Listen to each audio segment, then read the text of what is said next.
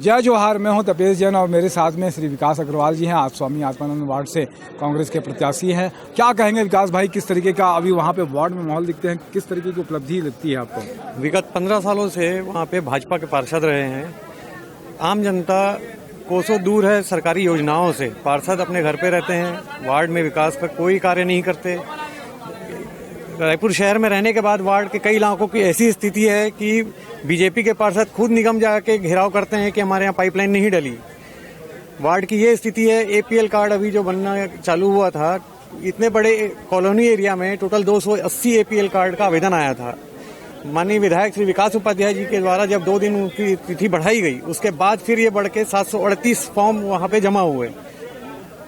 आज छोटी छोटी सुविधाएं वहाँ पे उपलब्ध नहीं है, जिससे हम बहुत दूर हैं, कोसों दूर हैं। आज मैं अपने तरफ से यही प्रयास कर रहा हूँ कि अगर मुझे पार्षद चुना जाता है तो मैं आम जनता को सरकारी जो योजनाएं हैं जो इनको मिलनी चाहिए, और पार्षद का एक जो काम रहता है वो एक ब्रिज रहता है सरकारी योजना और जनता के बीच का, जो आज तक हमारे वार्ड में नहीं बन पाया, और मैं वही प्रयास करके सारी योजनाओं को घर घर तक पहुँचाऊंगा। क्या कहेंगे जनता से, क्या अपील करना चाहेंगे? स्वामी आत्मानंद वार्ड की जनता से क्या कहेंगे आप? स्वामी आत्मानंद वार्ड की जनता पढ़ी लिखी और समझदार है, और विगत 15 सालों से जो झेल रहे हैं और भुगत रहे हैं, मैं जानता हूं और चाहता हूं कि वो मेरा साथ दें, ताकि मैं उनके घर में हर एक काम को पहुंचा सकूं। उनको किसी काम के लिए कहीं जाने की आवश्यकता नहीं होगी। हम घर घर जाके काम करेंगे। बहुत अच्छा आपने समय दिया, इसके लिए धन्यवाद। जय जोहार, जय छत्तीसगढ़।